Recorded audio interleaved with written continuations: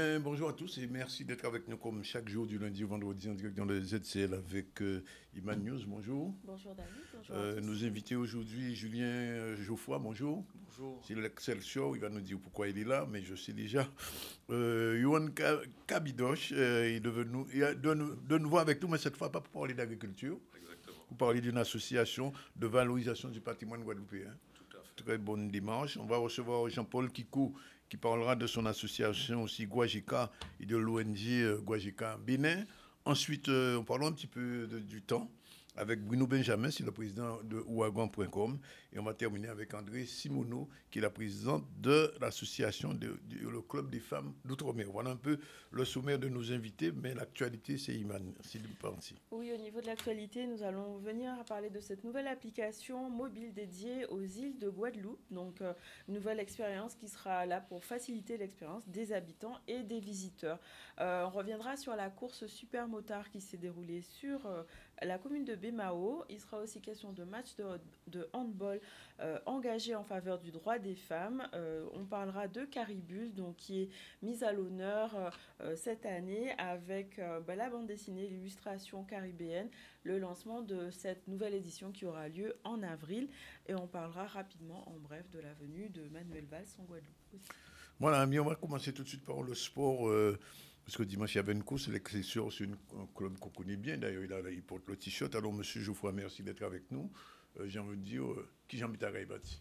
Merci pour l'invitation. Merci de nous permettre de parler un peu de notre association. Oui. Ma venue chez vous, effectivement, est là pour... je suis là pour vous parler d'une association maintenant qui a 80 ans.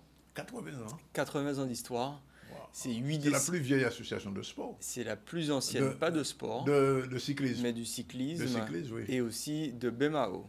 De Bémao aussi. Voilà, c'est une association qui a traversé le temps. Oui. 8 décennies. Et c'est intéressant d'étudier ce modèle et de voir ces signes de longévité et pourquoi elle perdure encore, pourquoi elle existe encore. Donc ça c'est parti pour le centenaire, là. Eh bien, c'est fort possible. J'espère être parmi les gens qui verront cette association fêter ses 100 ans. Oui. On a tendance à penser chez nous que les choses ne durent pas, oui.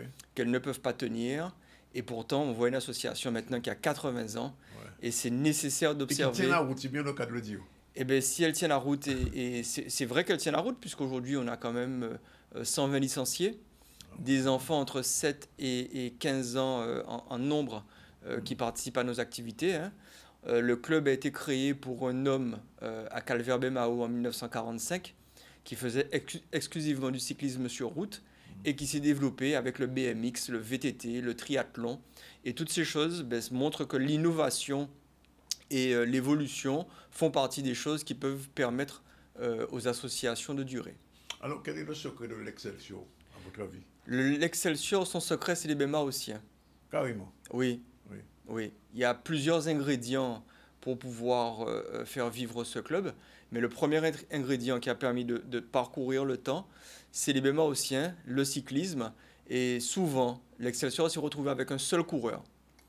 Un seul coureur. Et souvent, les gens pensaient que le club allait péricliter, mais bien au contraire. Il a toujours dit, et tout le temps qu'il y a courait Bémaotien là, club là, PGMO. Ouais. Et des gens, des grandes familles, c'est pour ça que je les salue, les familles bémaotiennes, Oui. la famille Dupont, avec notamment Franck et Ernest, et toutes les personnes qu'ils ont pu apporter, Albert Dupont, dont on a fêté le mémorial dimanche dernier, la famille Navarin, la famille Jean-Pierre, les familles Téplier, toutes ces personnes qui ont permis au temps de faire son chemin, ils ont maintenu le club. C'est vrai que Bémao est une ville quand même, je dirais, qui représente le poumon économique de la Guadeloupe. C'est central. Et c'est ça. Mais il y a des fois où il n'y a pas eu de sponsor. Oui. Et pourtant, les familles étaient là et maintenaient le club. Les pères, les mères organisaient les repas, les déjeuners, les coureurs. Sachant que c'est une discipline exigeante, les familles bémaotiennes ont toujours œuvré. Voilà. Il faut quand même remercier les partenaires, parce que le monde a évolué. Et c'est vrai qu'aujourd'hui, grâce aux partenaires que nous avons, eh bien, nous arrivons à construire cette jeunesse et aider à faire en sorte que nos enfants soient occupés. Oui. C'est une bonne chose. Alors quand même, si 80 ans commence à se... Bon, il y a eu des choses dimanche dernier, mais ça continue, la fête continue, comme dit, la commémoration continue. Absolument. Nous avons démarré donc le 5 mars 2025 avec naturellement une sortie à vélo. Je remercie toutes les personnes qui ont participé à cette randonnée. Ça nous a démontré plusieurs choses déjà. Ça nous a démontré que le sport loisir aussi a sa place, loisir, santé. C'était un beau petit peloton d'environ 80-100 personnes avec beaucoup de femmes Oui. qui ont déambulé dans les rues de la ville de Bemao. C'était intéressant comme expérience. C'est des choses à renouveler pour inciter effectivement à la pratique sportive. Le soir, on a fêté dignement cette association grâce à la municipalité au foyer de Vonche, à la maison de Vonche. Cette maison nous a accueillis. C'est un lieu symbolique puisque les coureurs des années 90 y ont séjourné. Et on a eu une très belle soirée ce 5 mars. Le vendredi, nous avons pu recevoir à la fois Franck Garin et François Monfret qui nous a permis de retracer l'histoire du club, à la fois un sociologue et un historien, parce qu'il est nécessaire de connaître l'histoire et de savoir comment les choses se sont déroulées pour connaître les modèles réellement de réussite. Et le dimanche, on a clôturé en saluant les bénévoles avec Albert Dupont. Oui. Samedi prochain, on va se retrouver pour la deuxième manche des îles de Guadeloupe au BMX, puisque c'est une discipline que nous connaissons bien chez nous. Nous avons 5 champions de la Guadeloupe au BMX à l'Excelsior. Et donc, on va pouvoir leur permettre de participer à cette manche. Et durant toute l'année, nous aurons une série de manifestations pour honorer ce club et ses 80 ans. Alors, l'Excelsior, j'ai envie de dire aussi l'excellence, alors.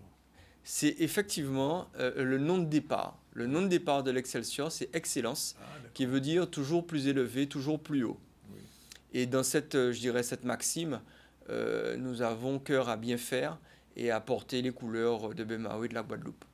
Monsieur Geoffroy, merci et continuez. J'ai dit comme ça, en pensant sérieusement que vous allez arriver comme ça au centenaire. Donc, c'est seulement dans 20 ans. Donc, continuez à pédaler. Mais j'espère passer la main avant là Oui. et que d'autres personnes prendront le relais Oui. pour faire vivre cette association. On l'espère aussi. Eh bien, on va parler d'une autre association qui a un nom qui est très parlant, l'association de valorisation du patrimoine guadeloupéen. Et avec nous, Yohan Kabidoche, bonjour. Bonjour. Alors, je disais tout à l'heure, il est agriculteur, mais cette fois-ci, il parle de cette association. Alors, qu'est-ce que c'est que cette association dont la première fois j'entends parler? Alors, c'est normal si c'est la première fois. Donc, l'association de valorisation du patrimoine guadeloupéen, AFPAG, c'est une association qui est toute jeune, hein, puisqu'on a commencé à mettre en place nos premières actions en janvier. Donc, tout l'inverse de l'Excelsior. Oui. Et c'est une association qui a pour vocation de mettre en valeur et de mettre en place des actions autour du patrimoine guadeloupéen, quel qu'il soit. Donc, on parle du patrimoine historique, matériel, immatériel, environnemental. C'est un champ très large. Hein? C'est un champ extrêmement large parce qu'on a beaucoup de choses à valoriser chez nous. Alors, par quoi vous allez commencer?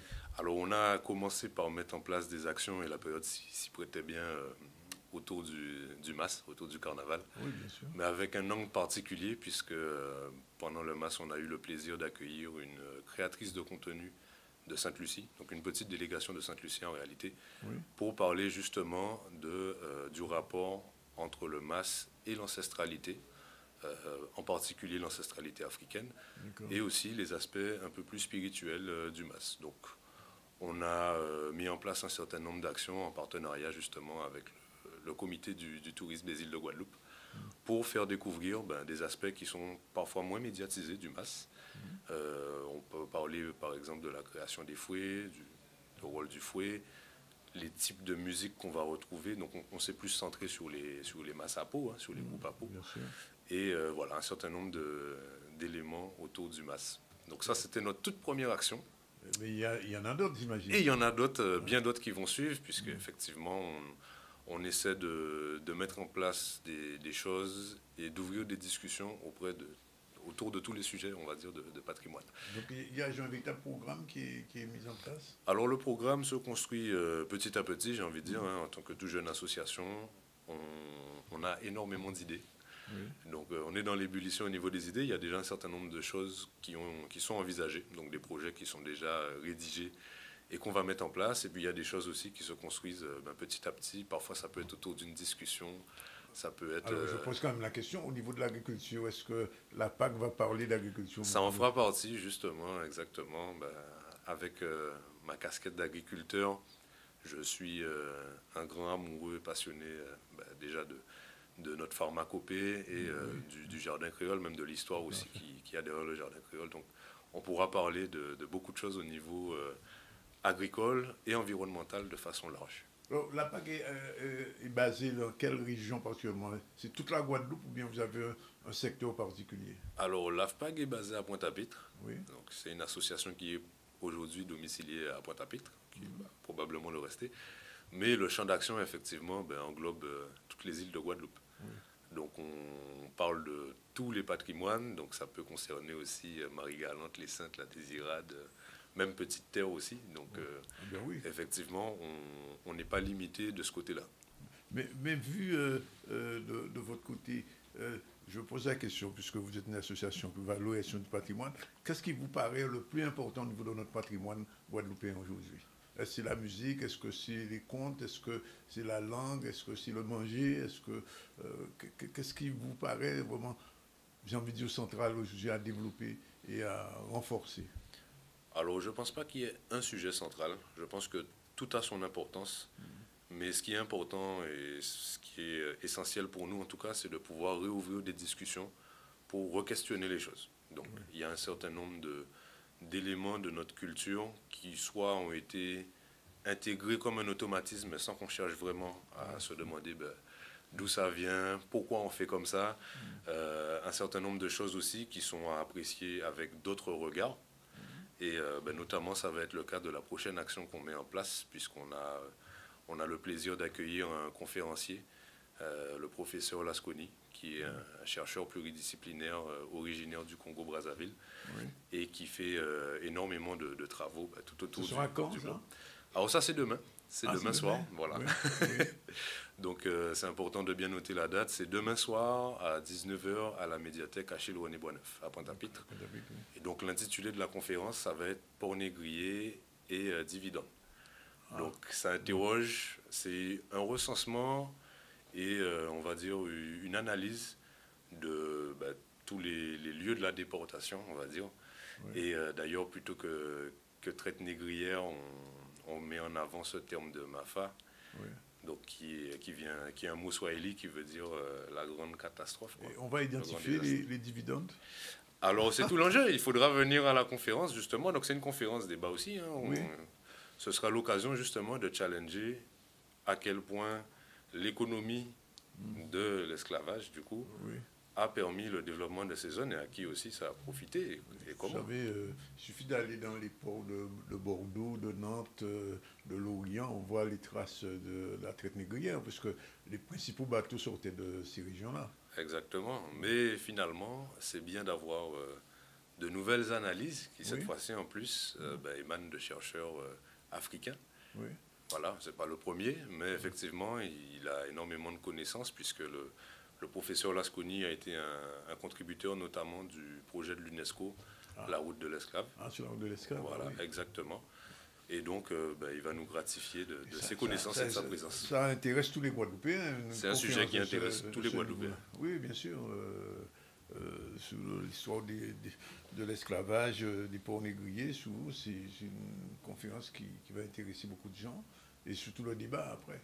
Exactement. Donc, j'espère que le public sera nombreux, sera au rendez-vous, puisque effectivement c'est pas quelque chose qui arrive tous les jours, hein. Donc c'est une présence importante, et donc l'AFPAG essaie de créer des occasions justement de pouvoir discuter de ce sujet comme tant d'autres. C'est une très belle initiative qu'on salue, et on vous remercie d'avoir fait cette conférence. Avec grand plaisir, et vous pouvez retrouver l'affiche sur alors les réseaux sociaux sont en pleine construction, mais sur le compte Instagram AFPAG AVPAG 971. D'accord. Voilà. C'est noté, et bonne conférence, et puis à suivre, comme on dit, puisque j'ai vu que vous avez déjà commencé des contacts avec la Caraïbe, donc ça veut dire que ça va continuer. Ça va continuer, puisqu'on est dans la Caraïbe et on a vocation à échanger avec nos voisins. On a des troncs d'histoire communes à discuter. Bravo et merci d'être venu. On va partir de l'actualité, justement. Vous parliez du CTIG, mais le CTIG a lancé une application mobile, justement, qui permet aux gens qui viennent en Guadeloupe de se repérer un peu. C'était ce matin. Oui, une nouvelle application Hello Guadeloupe qui va permettre d'enrichir l'expérience des voyageurs et des résidents aussi avec multiples fonctionnalités, des cartes interactives, des conseils pratiques et des informations touristiques détaillées. On voit un reportage de Michel Depape.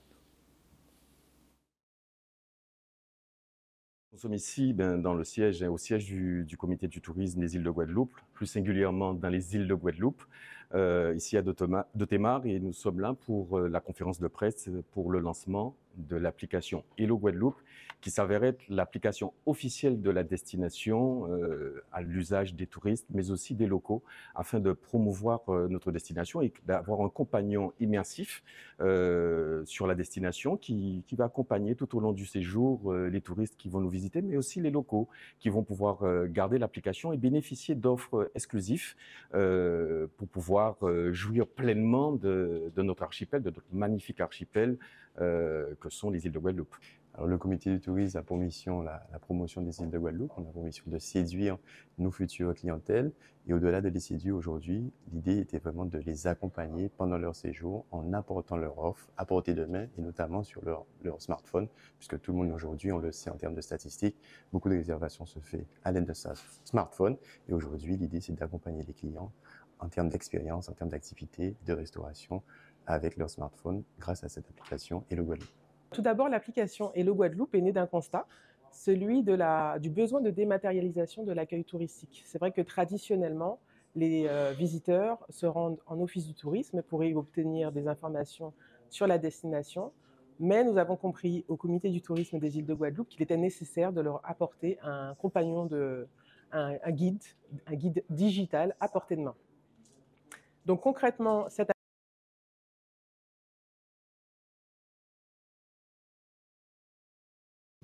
Petit blocage peut-être? Oui, petit souci technique. On reviendra sur ce sujet. Un outil en tout cas moderne et convivial qui va faciliter beaucoup la découverte de notre trésor qui est la Guadeloupe.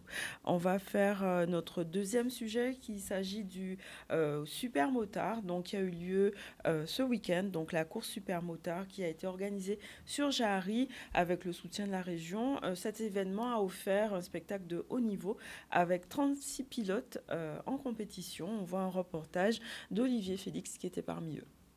C'était très important pour nous, je dirais pour la Ligue aussi de motocyclisme régionale de la Guadeloupe, d'organiser ce Super Motard Quad international, de façon à rehausser le niveau et permettre à nos pilotes antillais, Guadeloupe, Martinique, de faire, je dirais, un jumelage avec ces internationaux. On va dire que c'est un sport que j'aime, donc j'ai repris la compétition, je m'amuse, donc c'est que du plaisir. Nous qui sommes des amateurs, on croit quand même qu'il y a matière à faire et que le sport, en travaillant, on peut encore évoluer, On finit jamais d'évoluer. En fait. I spent a couple of days here in Guadeloupe. It was a great time because we have super weather conditions. We go on a jet ski, some different isles, we go around with the car, we have some walk on the beach. So big thanks to Eric Pauline and to Focus Moto. They invite me here, they help me out a lot. Thanks to my team, to Luigi and Mauro. They come with my bike and everything over, support me during all the time. So it was one of the greatest weeks of my life. And as soon as I can, I will be back in Guadeloupe. I'm super happy and proud to be here. Can't wait to come back soon. And yeah, I hope you guys enjoyed the show. The crowd was amazing, so I'm super happy. Très content vu que j'ai arrêté la moto il y a 2 ans. Donc c'est un plaisir pour moi de rerouler avec eux vu que j'avais déjà l'habitude de rouler avec eux. Maintenant, eux, ils sont déjà prêts pour la saison, on va dire. Moi, je travaille maintenant, donc j'ai plus trop le temps. Mais je suis content de venir et de voir qu'il me reste encore, on va dire, le niveau est là. Après, un peu fatigué, mais bon, voilà. Mais content de ma journée. Et puis, on va regarder pour pouvoir s'entraîner. Et puis, pourquoi pas repartir faire des courses et pour se faire plaisir. On ne fait pas venir des champions du monde aussi facilement que cela. Déjà, ils ne connaissent pas la Guadeloupe. Après... il faut chaque semaine maintenir le contact, leur faire comprendre qu'ici il y a des choses qui sont très intéressantes à faire. Ensuite, comme on n'a pas de circuit en Guadeloupe, il faut mettre en place ce circuit. Il y a toute la partie administrative qui est très longue et très difficile. Et bon, je pense qu'aujourd'hui on a une super journée.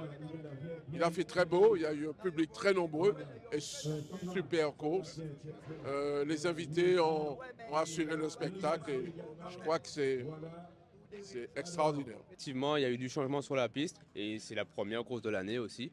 Et puis la partie terre, effectivement, on voulait voir ce que ça donnait. J'espère faire toutes les courses. Donc là, la machine a été fiable puisqu'on a fait pas mal de travail dessus.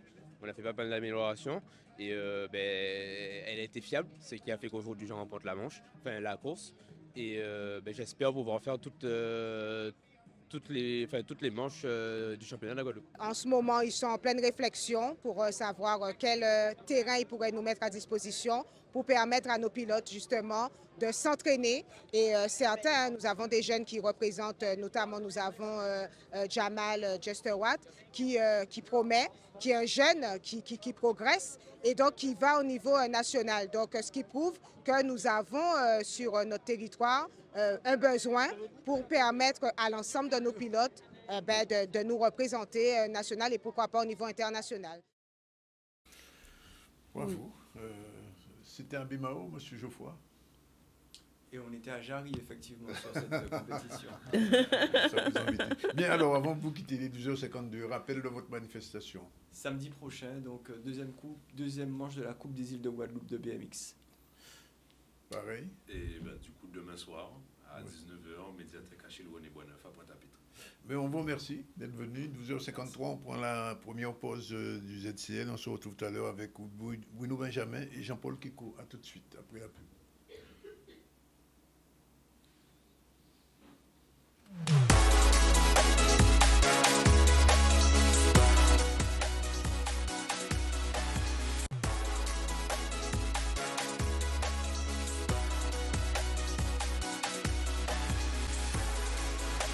Voilà, il est 12h58, dans 2 minutes, va être 13h. On a déjà avec nous Jean-Paul Kikou, bonjour. Bonjour. Président de l'association Guajika et de l'ONG Bénin Guajikan, qui parlait de ça tout à l'heure. Mais avant, on revient à l'actu c'était...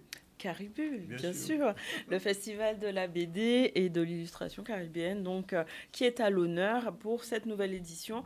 Un festival qui célèbre les auteurs, les illustrateurs, les créateurs graphiques de la région, avec des expositions, des rencontres, des ateliers, des dédicaces. Un événement, bref, qu'il ne faut pas rater. Et le lancement, c'était aujourd'hui. On voit un reportage de notre équipe concernant cet événement à venir.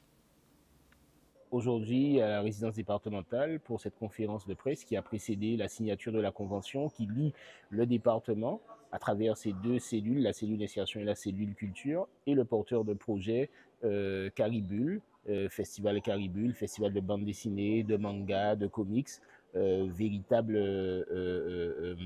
maître d'œuvre, on va dire, des arts graphiques en termes de bande dessinée en Guadeloupe depuis plusieurs années. Cette convention signée avec le département va donner à Caribule une nouvelle impulsion. C'est-à-dire que depuis plusieurs années, on faisait avec nos moyens, nos petits moyens d'une association. Aujourd'hui, grâce à cette convention pluriannuelle, premièrement, on aura davantage de moyens. Et deuxièmement, il y a aussi une convention avec le RSA qui va nous mettre à notre disposition un certain nombre de personnes. Ça veut dire qu'aujourd'hui, Caribule, comme je l'ai déjà dit, va prendre un autre ballon. On va continuer le travail au niveau des jeunes. Ce qu'il y a d'exceptionnel aujourd'hui, c'est que nous signons une convention partenariale qui permettra au conseil départemental de financer et de mieux financer ce festival, puisque nous interviendrons désormais à hauteur de 100 000 € pour chacune des éditions, mais non plus pour cette année, mais pour 2025, 2026 et 2027. Donc c'est un geste fort du département, un engagement financier très élevé, mais surtout un besoin de faire reconnaître ce festival à l'ensemble des Guadeloupéens et plus encore qu'ils deviennent pourquoi pas international. Et donc aujourd'hui, c'était important pour nous de pouvoir passer un nouveau type d'accompagnement, quelque chose de beaucoup plus structuré et un accompagnement pertinent, intelligent, avec justement cette vision plus globale, avec plus de recul, comment insérer à travers l'art, comment sensibiliser les bénéficiaires du RSA qui, eux, ont une affinité, une acquaintance particulière avec l'art, et comment lier au mieux la population à travers les aficionados de ces arts graphiques, à travers un événement majeur en Guadeloupe. Et bien, je crois que tous les ingrédients aujourd'hui sont réunis afin qu'on puisse avoir un beau partenariat et de beaux événements sur les 3 prochaines années, quoi. On va continuer à donner aux jeunes Guadeloupéens l'occasion de se retrouver au niveau de la bande dessinée, puisqu'il y a chaque année un concours de créateurs de bande dessinée. Et ça aussi, c'est pour pouvoir entre guillemets, alimenter la filière et permettre à des jeunes Guadeloupéens de pouvoir émerger au niveau de la bande dessinée. Voilà, donc arrivé là. En direct et en direct. En direct, Bon, on est trop fort. J'ai pas fait exprès. Bon, on est trop fort, bref, on va changer de sujet. On va parler avec Jean-Paul. Bien bonjour, Jean-Paul. Bien bonjour. Et on sait que nous avons bien fait là. Oui, effectivement. Mais là, nous avons préparé un bel événement vendredi 14 mars. Pas d'avoir nous fait pendant fin l'année là, nous avons fait une dizaine veillées culturelles. Nous fait ça La Pointe, Mortenol, différents côtés. Et là, nous réalisons que ça était tellement intéressant, à plus d'un titre, parce que les familles qui étaient présentes, les participants, les intervenants, tous ces mondes-là, nous font un bilan de ça, nous disent non, on ne peut pas laisser ça comme ça. Et c'était important pour nous de faire une sorte de beau cantage, une sorte de conférence beau cantage, où là, nous allons mettre six pieds, expliquer, mais qui va aller à l'éveiller, qui n'y en dit dans l'éveiller, qui j'en sais qu'à passer, mais surtout, qui richesse que nous n'y par rapport à ça, ça peut porter. Nous voyons par exemple que les timouns qui étaient là, jouer j'ai là, ils étaient par exemple, bailler 2 ou 3 contes en créole, rapport à langue là, le rapport à l'oralité aussi. Nous voyons qu'il y a tellement richesse à l'entour de ça, que nous dit, nous ne pouvons pas laisser ça partir comme ça. Il faut vraiment qu'elle nous ciser et qu'elle nous parle, parce qu'en le monde des fois, besoin de comprendre ce qui a passé. Il n'y a pas ni tout le temps les codes. Et c'est là, c'est l'occasion d'expliquer qui gens ça a passé. Et puis aussi, de décliner, parce que nous avons différentes qualités veillées. Nous avons les veillées mortuaires, oui, les veillées fortes funéraires, mais nous avons aussi les veillées culturelles, nous avons les veillées religieuses, bref, les différentes qualités veillées. Et l'idée là, pour nous, c'est de montrer qu'il y a une richesse, en tout cas, qui nie à l'entour les veillées culturelles. Et pour ça, donc, tous les métamoniaux qui étaient avec nous, ils ont invité, Benzoja Dinoui qui est là, avec nous, les cousins Lilian Dinoui qui s'est passé, ça peut être évident parce qu'ils ont préparé un bit en même temps, Mbitako et d'autres encore qui est là. Et c'est l'occasion pour nous de vraiment montrer que, en disant richesse en nous, en disant qu'il tient en nous, nous n'y aussi rapport à l'éveiller, rapport là, les pitiés, les grands assemblés, pour y lier en mais pour y aussi partager et renforcer les liens qu'il y a dans tout ça. Alors, moi, je me demande, est-ce que veiller la vivant toujours? Mais oui, veiller la vivant toujours à plus d'un titre. Pour qui? Nous avons réalisé, nous n'avons pas ni longtemps, les frères Geoffroy, ils ont attrapé un bel prix, pas ni longtemps, à l'entour à ça. Nous avons même ballon là. C'est candidat a une belle veille qui a fait, vous savez ça? Tout à fait, candidat a une belle veille qui a fait. Nous voyons aussi, nous aussi, Contakaz, qui a organisé un bel habitat à l'entour des comptes, un bel festival des comptes aussi. Donc, ni vraiment émulation. Nous nous compte que c'est comme si nous avons plus conscience de ça, mais valait assembler en nous, nous avons réalisé que ça a dégagé. Un lot bel bitin qui est important pour la société là, surtout que à l'ère du numérique, à l'ère des écrans, à l'ère de tout ça, nous nous compte qu'il faut nous créer des espaces où là nous peut rencontrer nous, où là nous peut lier et où là nous peut partager surtout les valeurs qu'il y a alentour à tout ça. C'est pour ça que nous avons fait un appel à témoins, d'ailleurs, un appel à témoins pour que tous les gens qui, à l'époque, t'es qu'à vivre à l'entour veillé, qui connaissent vraiment l'esprit à ces veillés-là, mais qu'ils viennent nous la voir, qu'ils viennent beaucoup canter avec nous, pour que les plus petits puissent aussi pénir ces informations-là. Parce que, bon, c'est bien sûr, on voit GK dans la transmission, nous avons fait G, mais nous surtout qu'à essayer de conscientiser l'esprit à Mounsi, tout ça. Alors, on ne peut pas poser une question là. Le voyager dans des pays africains, est-ce que ça arrive de parler de veiller en nous? Vous savez ce qu'il y a aussi, même là. Mais oui, alors il n'y a pas forcément crier ça veiller, mais c'est des semblés en fait. On veille qu'à ça y est, si on semblait, là, voilà, c'est ça. Et nous avons, oui, qui Bénin, qui Sénégal, qui en Caraïbes là aussi, il y a gardé l'esprit là ça. Alors ça qu'a fait différemment en fonction de ces côtés-là, mais ça universel d'ailleurs, ces veillés là. C'est des temps qui universels et c'est vrai que souvent, dans pays d'imaginaire, nous sommes capables d'éveiller, souvent associés à l'éveillé mortuaire, mais pas ni qui ça. Et c'est ça, on veut mettre devant aussi. Veiller à moi là, ils font dalle quand même, parce que ils font dalle. Là, on peut dans la famille. Au lieu de rester qu'à pleurer, veiller là, qu'à un petit fosse. En tout genre, mais c'est ça l'esprit là. L'idée à veiller là, c'est des bas familles en fosse et des faits. Et aussi, nous avons oublié ça souvent, les amis en bas là au Bénin, tu as dit nous ça.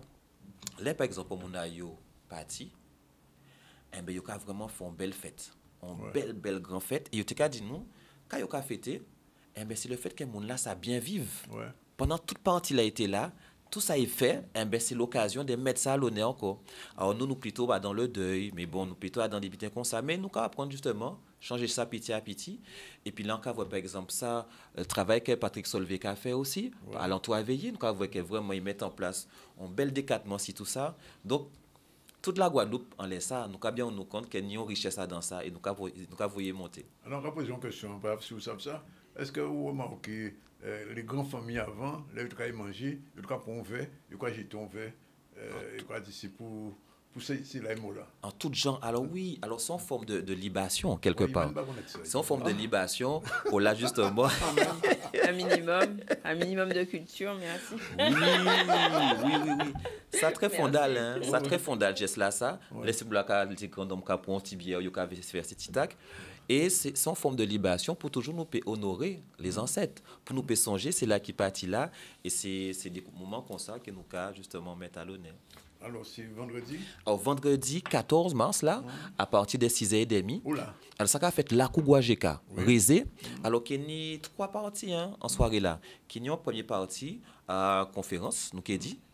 En d'autres parties, c'est qui est plus beau cantage, on a mon qui peut parler. Mais en introduction, il faut nous dire toujours qu'il est léger. Donc, les gens qui viennent aller au petit tac devant, qui peut jouer avec ces jeux-là, c'est tout le monde qui peut aussi partager.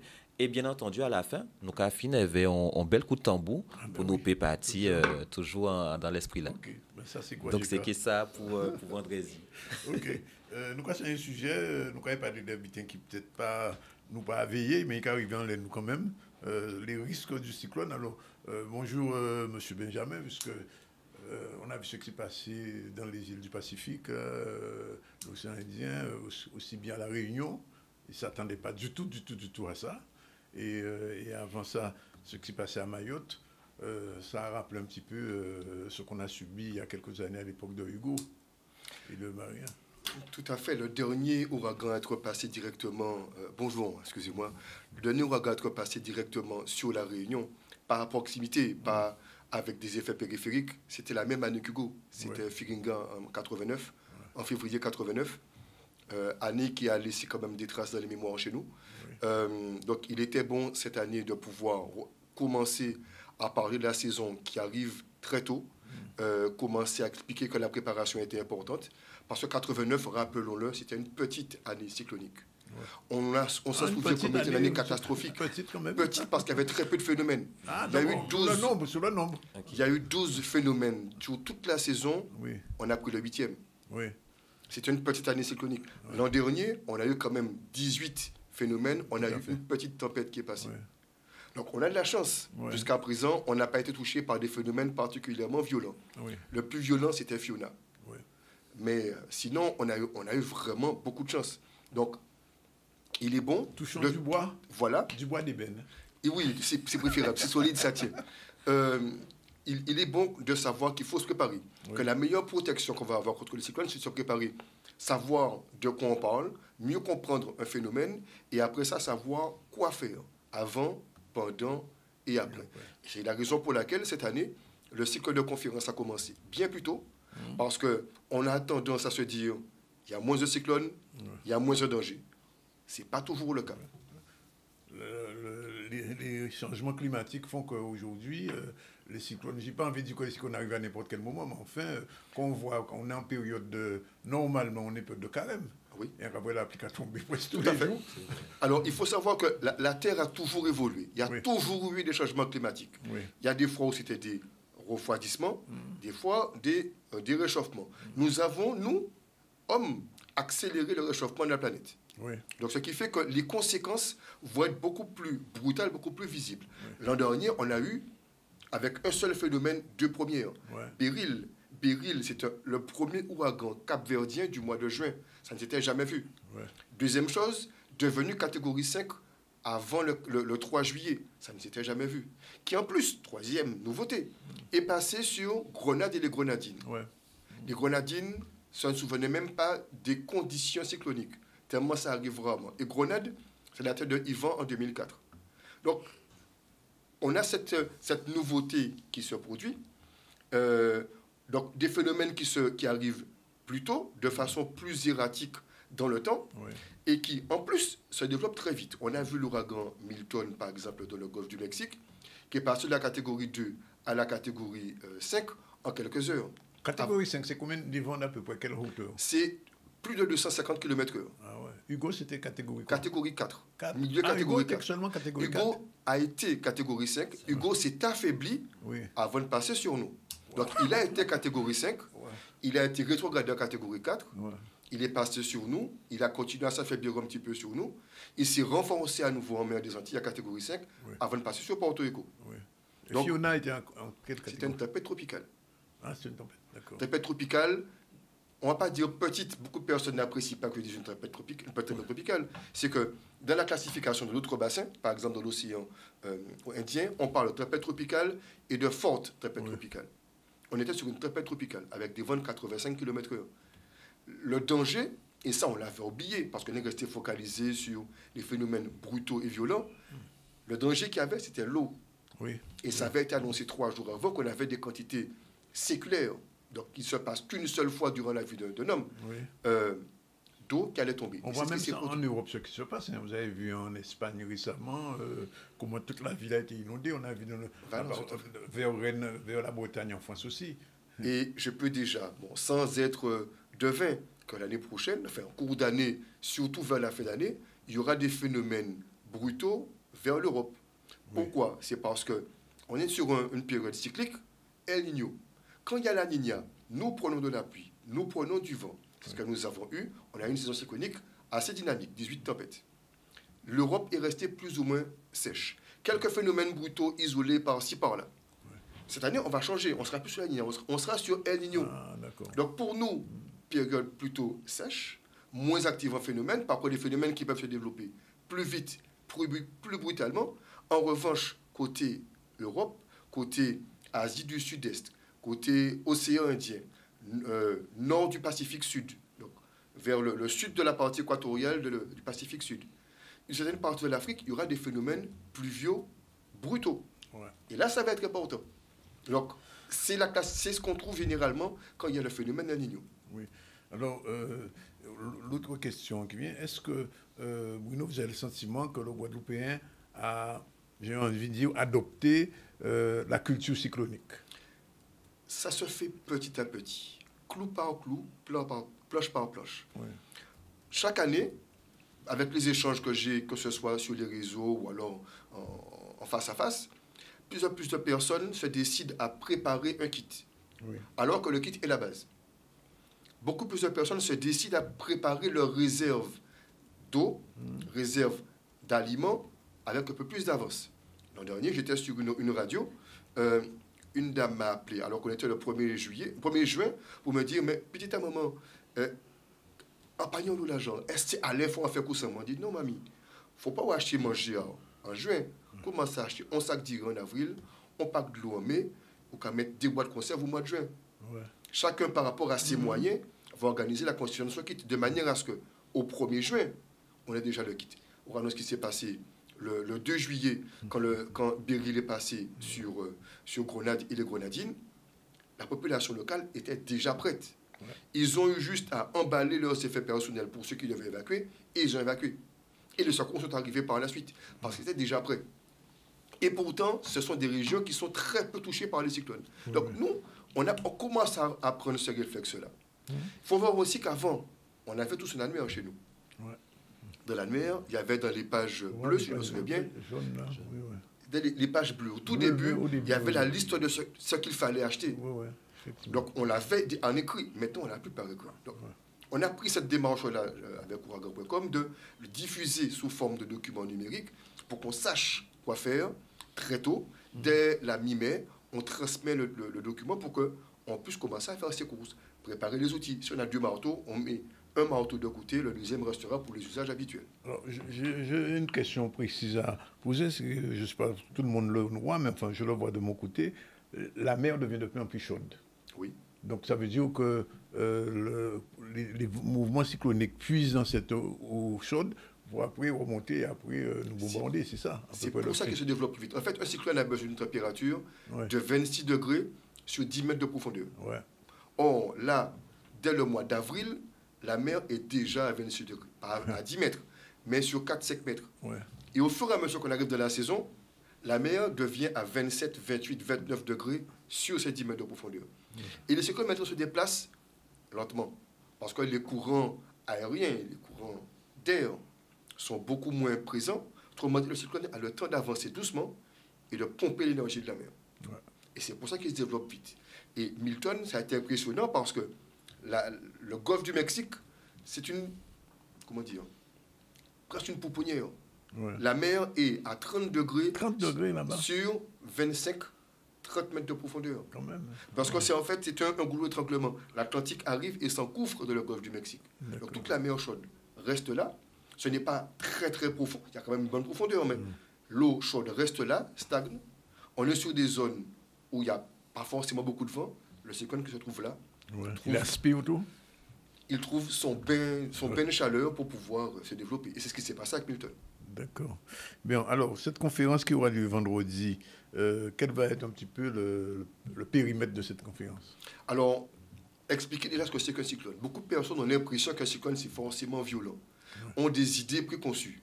Vont confondre ouragan, cyclone, tempête, dépression. Donc, c'est expliquer les termes. Oui. Et si on n'a pas compris, c'est le moment de ce bocotage de poser la question pour comprendre quelle différence qu'il y a entre les différentes appellations. Oui. Pour qu'on appelle ça typhon, ouragan, cyclone dans différentes régions du monde. Ensuite, comment on se prépare? C'est quoi toute la grande période de préparation? Donc, l'avant-cyclone. Et juste avant le cyclone, donc le principe des alertes, comprendre ce qu'on doit faire à chaque niveau d'alerte et préparer la suite. Oui. Parce que la résilience, c'est bien, la survie, c'est mieux. L'autre problème, Benjamin, c'est que en termes de créole guadeloupéen, tout butin c'est cyclone. C'est-à-dire il n'y a pas de différence entre tempête, ouragan, etc. En français aussi. En français aussi, il faut savoir que cyclone, c'est ouragan, tempête et dépression. Ouais. Ces mêmes mots-là, à part que, le regardez par exemple, qui a fait en Haïti, il y a ni ouragan.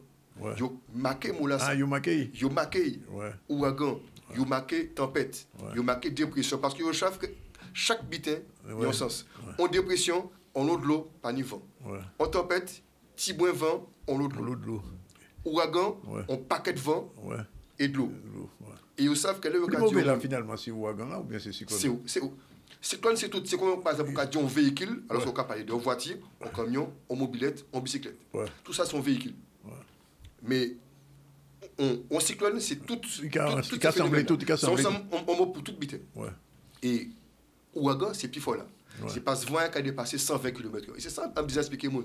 C'est que là, quand on dit ouragan, c'est que non seulement il y a de l'eau, mais en plus ni vent. Ouais. Et en plus ni l'embête. Ouais. Et c'est cette différence-là qu'on veut comprendre, faire comprendre. Et maintenant, il y a d'autres termes qui arrivent. Le phénomène qu'on appelle cyclone potentiel. Savoir ce que c'est. Oui. C'est en onde tropicale, l'air qui est arrivé, il y a un cyclone. Mais si on a dit qu'il y a un cyclone, l'air arrivé, on peut dire préparer Kazan. Ah, donc, 3 jours avant, on peut commencer à mettre des alertes pour dire nous pré-alerte jaune, alerte orange, alors qu'elles sont en tropicale. Mais nous savons que j'ai qui arrivé là, et qui prend source à force à l'homme, qui est chauffé, et qui est vingou, et qui est passé. C'est ce qui s'est passé avec Maria. Ouais. Maria, 50 heures avant de devenir un ouragan catégorie 5, c'est un onde tropicale. Nous étions déjà, nous, en alerte jaune, c'était encore une onde tropicale. C'est devenu un catégorie 5. Donc ça sert à ça, le cyclone tropical, à pouvoir déclencher des alertes, alors que ce n'est pas encore un phénomène cyclonique. Alors, justement, à ce propos, je vois que souvent, on a des alertes jaunes ici, maintenant. Oui. Est-ce que c'est nécessaire ou bien est-ce que c'est surévalué? Il vaut mieux que ce soit surévalué. Ce n'est une alerte pour du mauvais temps, n'est jamais surévaluée. Ouais. Elle est parfois peut-être sous-évaluée. Anticiper un peu? Non, on ne peut pas dire que c'est en trop. Oui. C'est une précaution qu'on prend. Donc, il n'y a jamais trop de précautions. Il peut y avoir pas assez de précautions. Par exemple, on met une jaune alors qu'il aurait fallu une orange. Oui. On met une orange alors qu'il aurait fallu une rouge. Oui. Maintenant, il y a même violette maintenant. Il y a violet maintenant. Violette, c'est pour les ouragans, enfin les cyclones uniquement. Oui. La violette et la grise, c'est uniquement pour cette catégorie-là. Mais pour tous les phénomènes de tous les jours, où il peut y avoir de la pluie, où on peut avoir beaucoup de pluie à Sainte-Anne, pas une goutte aux abîmes, il faut mettre une alerte jaune. Parce que notre territoire est tellement petit qu'on peut être dans une zone, on va dire, aux abîmes, bel soleil, bel beau temps, on prend notre voiture parce qu'on doit aller chercher quelque chose de ce marché à Sainte-Anne, on arrive, inondation. Boum. Et on revient, on arrive au Lamentin, pas tenir un goût de l'eau. Donc, on n'est pas encore au stade, au niveau de la technologie, au niveau de la recherche chez nous, on n'est pas encore au stade de pouvoir mettre une alerte juste pour Fontarabie ou du Bédou. On n'est pas encore à ce niveau-là. Ça arrivera un jour, il va falloir beaucoup de recherche, justement, beaucoup de capteurs qui sont placés actuellement en Guadeloupe, permettent de pouvoir en faire des remontées. Mais on ne peut pas encore faire des prévisions très localisées. Donc, quand on met une vigilance pour la Guadeloupe et qu'on dit la côte tout le aura le lot, eh ben, on prévient tout le monde. Au moins, tout le monde est au courant. Donc, ce n'est jamais trop. Parfois, un peu en dessous. Et il faut des remontées comme ça de terrain pour pouvoir faire réévaluer si nécessaire. Alors, je ne sais pas si tu as l'information, j'ai cru voir ça circuler, que Trump a réduit les moyens pour le centre météorologique de Miami. Alors, première conséquence, il y a à peu près 20% de chercheurs en moins au National Hurricane Center. Ce centre, certes payé par les Américains, permet de couvrir l'ensemble du bassin. Du Cap-Vert jusqu'au Canada, en passant par le Honduras et la Guadeloupe. Deuxièmement, en réduisant les coûts. Ça fait moins de militaires qui sont dans les Hurricane Hunter, les avions qui vont dans les cyclones. Alors, il y a quelques années, une option avait été prise d'envoyer des drones. Un drone, c'est bien, ça n'a pas de pilote. S'il tombe, certes, c'est quelques millions de perdus, mais ce n'est pas des vies qui sont perdues. Malheureusement, l'option drone est abandonnée. Donc, on va se retrouver avec moins d'avions pour aller faire des recherches, donc moins de pertinence dans le déclenchement des alertes, également moins d'informations, parce qu'avant, on était au taquet. On avait les informations en temps et en heure. On avait 5-6 personnes sur un seul phénomène. Là, on est passé à 4 personnes. Donc, un qui étudie le vent, un qui étudie les conséquences sur l'eau, donc la pluie et la mer, deux qui vont faire des prévisions. Là, on aura du monde en moins. Ça va être compliqué. Mais je rappelle quand même que la maison principale de Trump, c'est en Floride. C'est pas grave. Et si Cyclone va passer souvent très raide en Floride aussi. Il y en a comme ça passe à oui, de Camarel Lago sera rasé, je pense qu'il va y réfléchir. Quoique, comme tu dis, quoique. Ok, bon, mais rendez-vous pris vendredi 14, Maison des Quartiers, à Riflé. Bon, il y aura d'autres conférences? Il y aura un cycle qui va être fait, donc il y a une conférence prévue également au mois d'avril, donc on en parlera ultérieurement. Mais cette première, donc à la Maison des Quartiers de Riflette à ADE, c'est bien pour préciser comment on prépare. C'est un choix comme ça ou bien c'est une invitation. Alors, je trouve très bien que ce soit des... le territoire du Nord-Bastère est le territoire qui est le plus impacté par les risques naturels. On semble l'oublier. C'est quand même un territoire qui a été le plus touché par les tsunamis. Plus que la Grande-Terre, quand même, plus que le Nord-Grande-Terre. Plus. La ville la plus touchée, c'est Déé. C'est la raison pour laquelle Déé est une ville pilote pour la France entière par rapport à la prévention des tsunamis. Quand on va à Déé, regardez les plages, regardez les rues, même dans le bourg, il y a une signalétique pour indiquer le chemin en cas de tsunami. C'est la seule commune de Guadeloupe qui a ça. Et normalement, toutes les communes de Guadeloupe, sauf Saint-Claude. Il faut dire aussi que Déé est vraiment au bord de l'eau. Déé est carrément en face de Montserrat. Voilà. La plus grande partie des tsunamis que nous avons eu sont arrivés côté Atlantique. C'est vrai que l'exercice qu'il y a le 20, donc c'est le 20 mars, ça s'appelle... j'oublie son nom. C'est Tsunami Zone qui l'organise. Donc, sur l'exercice de tsunami annuel, va faire un scénario de séisme qui a lieu en Europe et la vague arrive sur nous côté Atlantique. C'est vrai que c'est une autre visée qui va être mise en place. Mais il faut se préparer. Le dernier gros tsunami que nous avons eu, la vague arrivait du nord, Pointe-à-Pitre était détruite. Pointe-à-Pitre est côté sud. Parce que Pointe-à-Pitre était touché par une vague résiduelle, donc qui remontait, ça a entraîné un incendie dans Pointe-à-Pitre. Pointe-à-Pitre était rasé. On se souvient de ça. Donc, souvenons-nous que nous sommes sur une zone à risque multiple et le territoire Nord-Grande-Terre est en train de travailler justement pour la préparation des risques naturels. C'est très très bien qu'on commence par ADE. C'est la deuxième fois que je vais à ADE. J'avais été invité par une association. Là, c'est l'ANJ qui nous invite parce que le territoire au Nord-Bastère est très mobilisé pour pouvoir travailler sur les risques naturels.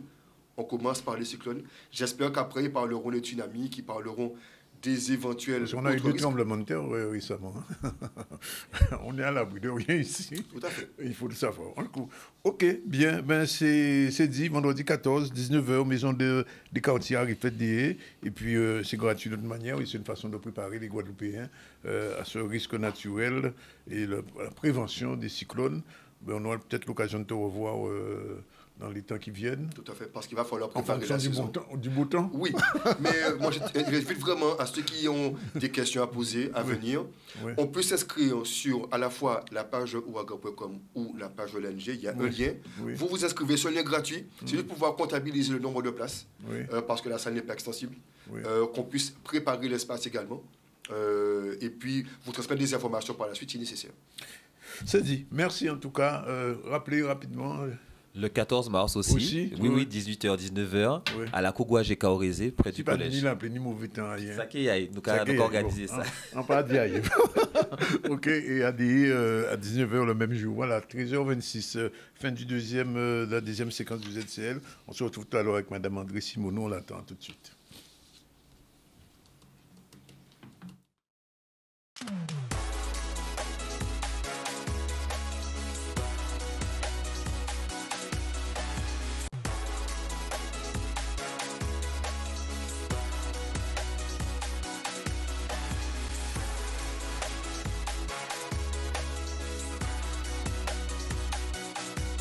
Voilà, il est exactement 13h32, c'est la dernière partie du ZCL. On va recevoir une dame qui est superbement habillée. Bonjour Madame Simoneau. Bonjour Danick. Merci d'être là. Elle est en bleu marine foncé et elle va nous parler tout à l'heure de son association Femmes d'Outre-mer qui est très active depuis quelque temps puisque, autant que je me souvienne, il y a peut-être 3 semaines, on m'a invité monsieur... Jean-Claude Beaujour. Monsieur Beaujour, qui était venu nous parler du trumpisme, avant même Trump. Et là, il y a une manifestation qui a eu lieu avec Carole Bento, c'est ça? Oui, c'est ça. Oui, qui était notre invitée avant hier. Ou hier. Oui, elle fête justement ses 30 ans. Tu vois, nous pas oublier les autres, les madames. Hein. Ah ben oui, mais tu peux pas au mois de mars nous oublier tous les jours. Bon, on revient vers toi dans un petit moment, on finit avec l'actualité. Qui on va parler des femmes, notamment. Voilà. Voilà, transition toute trouvée. Match de handball qui a eu lieu le 8 mars et c'était aussi l'espace pour sensibiliser aux droits des femmes. À travers cette rencontre, des joueuses et des organisateurs ont souhaité mettre en lumière le combat encore à mener sur l'égalité en associant la performance sportive et l'engagement social. On voit un reportage de Brian Losbar. Nous avons bien évidemment un calendrier chaque année et il n'y a pas de hasard, il n'y a que des synchronicités dans la vie. Le match est tombé ce jour, samedi 8 mars, journée des droits de la femme. Donc justement, nous avons profité de cette journée pour pouvoir mettre en avant justement cette lutte contre les violences lors de cette journée des droits de la femme. Eh bien, effectivement, aujourd'hui, on est présent avec notre partenaire, le club féminin de handball de Pointe-à-Pitre. On a noué des liens depuis quelques mois et notre ambition, c'est de pouvoir travailler ensemble pour sensibiliser à la question des violences sexistes et sexuelles, et notamment dans le milieu du sport.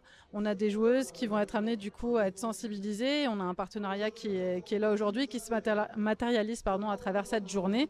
On a un match gala à 17h et 19h avec les joueuses qui vont entamer leur match. Et donc nous, on tenait à être là avec notre stand pour pouvoir fournir notre documentation, des informations aux personnes qui viennent visiter l'événement. Nous travaillons avec l'association Nous Toutes, qui est justement vecteur de cette lutte, lutte contre le sexisme et le féminisme faite aux femmes. Donc justement, cette association est avec nous et avec d'autres aussi partenaires, d'autres aussi clubs, juste pour en son sein sensibiliser et former les jeunes femmes, parce qu'on a plusieurs catégories, les petits, les U17, les U15, on a aussi les seniors. Donc cette association profite pour faire une campagne de sensibilisation un peu partout justement pour pouvoir axer cette cause sur la violence faite aux femmes. On a aussi pas mal de documentation, on a notamment le violentomètre, c'est un outil qui permet de mesurer les niveaux de violence dans les relations qu'on a et ça donne des exemples très concrets et ça peut permettre parfois de se rendre compte de si on se trouve dans une relation qui est saine ou pas. Et ensuite, on a des formations, qu'elles soient en ligne ou on va développer aussi en présentiel en Guadeloupe. L'idée, c'est de fournir des outils, de comprendre c'est quoi déjà, c'est quoi la violence. Et puis ensuite de donner des chiffres, de décortiquer les mécanismes pour qu'on puisse bien les identifier, ces mécanismes de violence. Nous avons commencé avec le netball. C'est une nouvelle activité sportive qui est féminine. Il y a un seul club en Guadeloupe, donc la sélection de la Guadeloupe. Donc nous avons profité justement pour les mettre à l'honneur, pour faire connaître ce sport féminin. Évidemment, on sait qu'il y a encore beaucoup à faire et c'est pour ça qu'on se mobilise et qu'on crée des partenariats avec des organisations de la société civile, des clubs de sport. On a besoin d'être présent un peu partout pour sensibiliser parce que finalement, ces violences, elles touchent toutes les femmes, qu'elles soient jeunes, moins jeunes, qu'elles soient issues de différents lieux en Guadeloupe. En fait, tout le monde est concerné et on a vraiment besoin du coup de porter ces messages-là. Et c'est vrai que le 8 mars, c'est une date symbolique de lutte et c'est important du coup d'être là. Donc je suis très contente. Voilà, on reviendra sur l'actualité. Donc je disais que Madame Simonou est avec nous. Elle est présidente de FOM. Oui, Femmes Outre-mer. Elle est bien en forme. Danick, voyons. Il y a plein de manifestations. Récemment, c'était au Van Cleef, je crois, c'est ça? Oui, c'était au Van Cleef où on a choisi de célébrer la femme à travers les voix de femmes célèbres dans le monde qui ont su porter leurs revendications, je dirais, avec comme seule arme leur voix. Tu as Ella Fitzgerald, tu as Aretha Franklin, tu as Joséphine Baker, Nina Simone, Christiane Eda-Pierre, Barbara Hendricks. Toutes ces femmes, nous avons choisi de leur rendre hommage ce jour 8 mars, où tout le monde fêtait la femme sur l'angle de l'égalité, etc., des luttes. J'ai profité pour rendre hommage aussi à ces femmes avec... comme clou de la cérémonie de notre manifestation, Carole Venutolo, et aussi Luna Pommier, qui est venue avec nous de manière libre et improvisée et nous offrir une partition. Donc on a été, nous militons pour l'égalité des chances, l'égalité homme-femme, mais on se rend compte que dans le monde du lyrisme, de la chanson lyrique, les Noirs sont pas vraiment investis, ne sont pas vraiment acceptés. Donc c'est aussi notre part pour dire qu'on doit être partout, là où ça se passe, et le jour où on arrêtera de se battre pour avoir le droit de ce qui est naturel.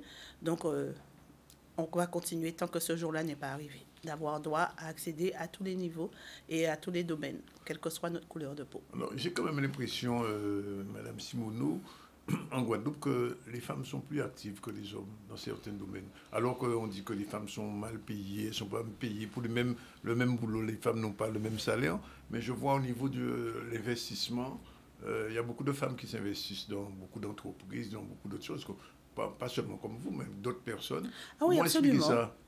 Alors, c'est-à-dire que déjà, au niveau politique, les femmes sont plus actives en Guadeloupe, qu'à La Réunion, qu'en Guyane, qu'en Martinique.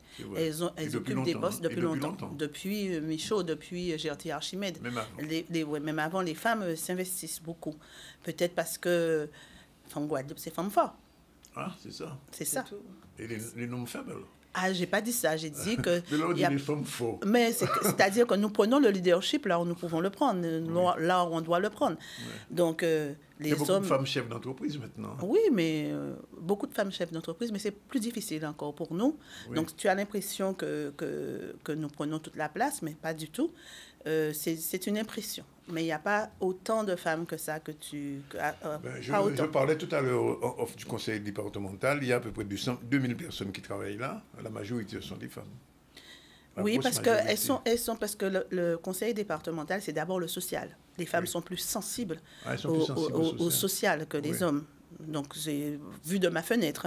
Je pense que tout ce qui est problématique petite enfance, problématique l'humain, tout ça, la femme est mieux à même apporter des solutions et à assister, puisqu'elle a cette fibre maternelle en elle depuis toujours. Je pense que le conseil départemental leur propose de mettre à disposition, de mettre à profit ce talent naturel qu'elles ont. Alors, je vous donne un exemple concret que je vis. On va faire bientôt le festival Caribule. Et on a mis à notre disposition, le conseil départemental, un certain nombre de bénévoles. On a fait un appel à bénévoles. En qui, Madame Givin? Eh bien, parce que nous sommes là, nous sommes sur le terrain, nous voulons montrer, on est très actifs parce qu'on veut montrer qu'on est réactifs, qu'on est prête à nous investir pour notre pays. Je crois que les femmes prennent la place qu'elles méritent aujourd'hui. D'accord. Alors, donc, bon, il y a eu Carole, mais Carole s'est appris demain en plus. Carole, c'est demain. C'est demain. Elle va fêter ses 30 ans de scène, de musique, de chant lyrique. Vous serez là, j'imagine. Évidemment. Carole fait partie du Club Femme. Et elle est dans le Club Femme aussi. Elle est dans le club. Mais si, Carole est chez nous. Donc, c'est une fille qui s'investit, qui porte sa voix bénévolement pour défendre notre cause. Et elle a spontanément rejoint notre club et dès qu'elle peut, elle se met à disposition. On a déjà fait 2 concerts avec elle. On a tenté de faire le concert avec comme intérêt, comme objectif de collecter des fonds pour le cœur sucré, c'est-à-dire la maison des cœurs sucrés que nous voulons mettre en évidence, que nous voulons monter pour pouvoir accueillir la souffrance du deuil périnatal et des parents qui ont perdu un enfant. Donc, nous œuvrons dans ce sens pour que les Guadeloupéens entendent notre projet.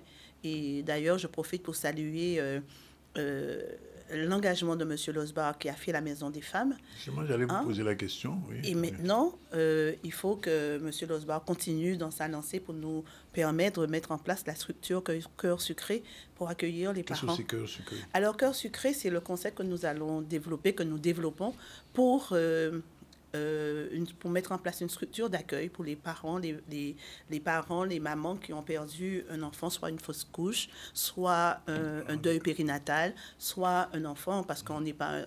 Même si vos enfants sont grands, on ne dit pas mon ex-enfant. Vous perdez votre enfant, vous avez cette douleur, et dans le dictionnaire français, il n'y a même pas un mot qui veut dire vous perdez votre époux, vous êtes veuve, vous perdez votre femme, vous êtes veuf. Vous perdez votre enfant, vous êtes quoi? Il n'y a même pas de mot dans le dictionnaire. Donc, c'est dire que la douleur n'est pas acceptée, elle est immense. Et donc, on voudrait être là, on voudrait offrir une écoute, un accueil à ses parents, un accompagnement à ses parents, à ses mamans qui perdent leur enfant. Donc, on voudrait que parce qu'on aurait pu trouver notre place dans la maison des femmes, puisqu'il s'agit de femmes, mais il y a aussi... les papas aussi qui sont meurtris de perdre leur enfant. Et puis, on ne peut pas rajouter de la souffrance à la souffrance parce que la maison des femmes, c'est l'espace idéal pour que, j'espère qu'elle va pas être trop sollicitée, parce que si elle est trop sollicitée, ça veut dire qu'il y a trop de violence. Donc, mais c'est une réponse pour l'instant aux femmes qui sont en désespoir, qui sont en souffrance, elles subissent des violences intrafamiliales, et je trouve que c'est une très très bonne réponse. Alors, le club Forme a été créé en Guadeloupe, je crois. Bien sûr. Et est-ce qu'il rayonne dans les autres Alors là, régions? on a commencé, l'objectif de ces femmes d'outre-mer, c'est de rayer partout, dans tous les outre-mer. Et donc, nous avons déjà lancé le club Femmes Guyane. Oui. Donc, la présidente, c'est Madame Petchit. Donc, celui de la Martinique est en gestation. Elle va naître bientôt, à la fête des mères. Et puis, nous avons aussi envisagé de le faire à Paris, parce que Paris, c'est la première île d'outre-mer. Ah bon? Ah ben, la quantité de... Vous ne saviez pas? Alors, je vous l'apprends. Pas de ça. À Paris, tout ça n'est qui en Paris. Donc, forcément... Nègre ou négresse? Négresse, nègre, tout le monde a, tout Guadeloupéen, Martiniquais, Mahorais, en nombre en bas là. Si vous faites ça, vous pouvez gérer ça? Eh bien oui, pourquoi? Nous là... Nous avons 2 millions de... On peut mettre 1 million de membres. Mais on peut mettre des gens qui peuvent porter des solutions pour les pays en nous. Là. On peut entrer en forme. Ce n'est pas qu'il faut entrer en forme. Non, il faut être coopté. Mais il faut être en forme.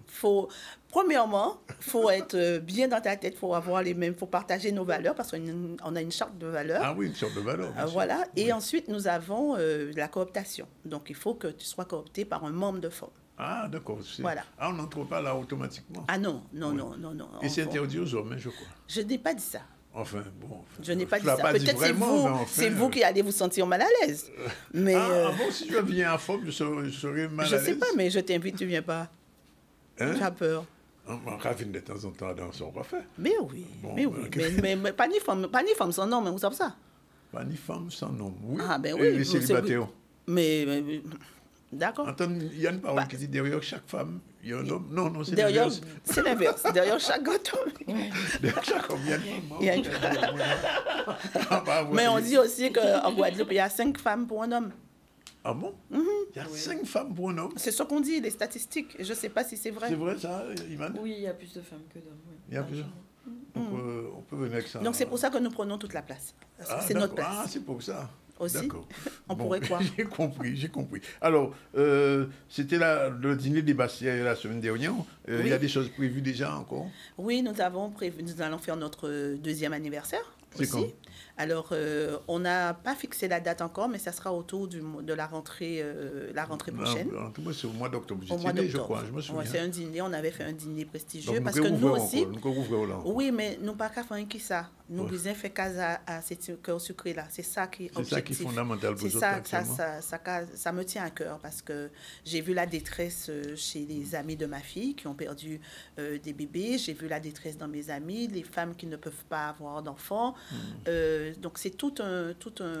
Ce sera une maison un peu comme la maison des femmes, cœur sucré. Oui, à peu près, avec des psychologues, avec des masseuses, des thérapeutes, des musicologues. Avec, vous savez, quand vous perdez un enfant comme ça, quand vous rentrez chez vous et que vous voyez, vous avez déjà installé le berceau, vous avez déjà tout installé, tu sais, pour entrer, il faut accompagner cette maman qui attendait son enfant, en fait, elle ne s'attendait pas à la mort, donc à la mort de cet enfant-là, donc il faut l'accompagner, faire en sorte pour qu'elle oublie, pas qu'elle oublie, mais qu'elle assume, qu'on l'aide à repenser la chambre de l'enfant, on peut donner, revoir la layette.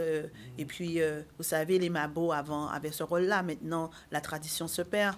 Quand un enfant meurt quelques heures après la naissance, souvent l'enfant naît vivant. Donc, vous avez 2 démarches à faire. La déclaration de naissance, parce que l'enfant est né vivant, et la déclaration de décès, parce qu'il est mort après. Quelquefois, il n'y a pas de décès pour les enfants qui meurent. Mais les enfants meurent, oui, il faut faire l'acte de décès. Mais vous n'entendez pas parce que vous n'êtes pas attentif. Ah bon? Mais nous sommes attentifs à ça, justement.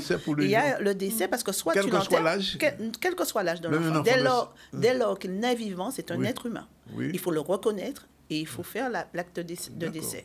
Ensuite, vous avez l'enterrement. Soit vous le faites incinérer ou vous l'enterrez rituellement ou pas. Mais vous devez en disposer, vous devez accomplir votre devoir envers ce petit être qui a été vivant. D'accord. Donc, nous avons... Et puis, le Club Femme poursuit aussi, nous voulons imposer la journée des femmes, parce que le 8 mars, c'est la journée des femmes du monde, mais la journée des femmes d'outre-mer, c'est quand? Moi, je milite aussi. C'est tous les jours. Du monde, oui. Oui, mais nous sommes les femmes du monde. Ce n'est pas seulement le 8 mars qu'il faut célébrer, c'est tout le temps. Oui, elle a raison, c'est tous les jours. La fête des mères aussi, c'est tous les jours. Moi, il ne faut pas me donner de cadeau que la fête des mères, il faut me donner de cadeau tous les jours. Tous les jours, parce que tous les jours. Donc, spécial, même vous, André. Mais bien sûr, c'est la fête des... Mais si, et puis c'est pareil, c'est la fête des pères tous les jours aussi. Ce n'est pas à une occasion que vous allez célébrer, que vos enfants vont vous célébrer, de leur avoir donné la vie. D'accord. Bien. Alors, donc, prochaine étape, c'est le cœur sucré. C'est le cœur sucré. Ouais. Et nous faisons justement un appel sur notre site, sur notre page Facebook, sur nos réseaux sociaux. Vous avez le lien pour pouvoir faire des dons pour participer à cette mission, cet engagement avec nous. Bien, on vous remercie. On va sûrement vous recevoir avant la fête du crabe. Il peut changer date, non? Il peut changer date. Oui. Il peut changer date. C'est qu'en avril? C'est qu'en avril, toujours, à Pâques. À Pâques? À Pâques, pour manger crabe. Voilà, il est exactement 13h49. On revient sur l'actu avec Emmanuel qui nous fait un rappel des titres. Oui, alors rappel des titres, nous avons parlé de cette nouvelle application, donc Hello Guadeloupe, une application mobile pour mieux se déplacer et faire l'expérience des différents trésors que la Guadeloupe possède. On a aussi évoqué la course Super Motard qui a eu lieu sur Jarry avec un grand spectacle, 36 pilotes qui ont pu repousser leurs limites en Guadeloupe. Première course réussie.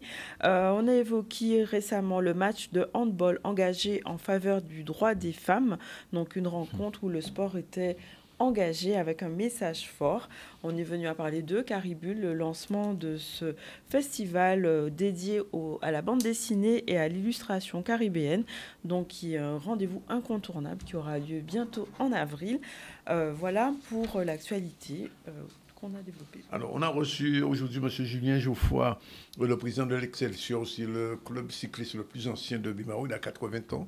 Et il y a donc une manifestation qui est prévue cette semaine. On a reçu aussi Johan Kabidoche, le président d'une nouvelle association dite de valorisation du patrimoine guadeloupéen qui organise une conférence mercredi sur les négriers et les dividendes à 19h. C'est intéressant et je pense que ça va intéresser toute nègre justement de savoir qui j'en nous arrivé ici et qui monde qui profitait d'arriver à nous, là nous sortis en Afrique. Jean-Paul Kiko, président de l'association Guajika, pour une veillée, c'est que le 19 à 19h, la cour Guajika.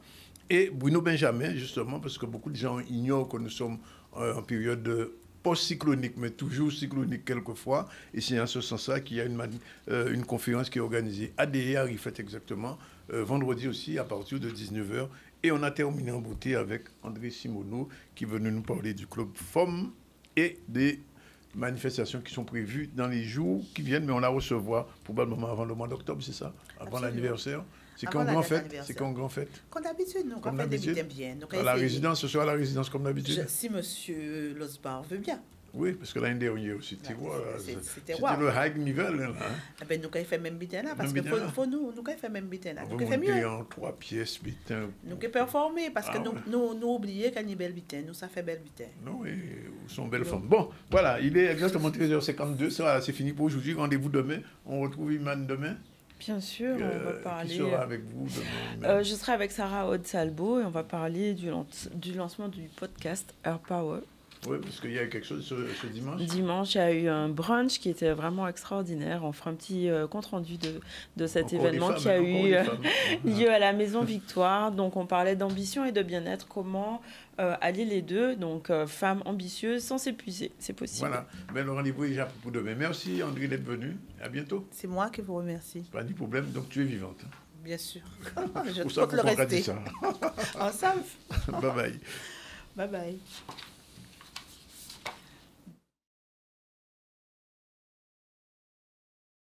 Thank you.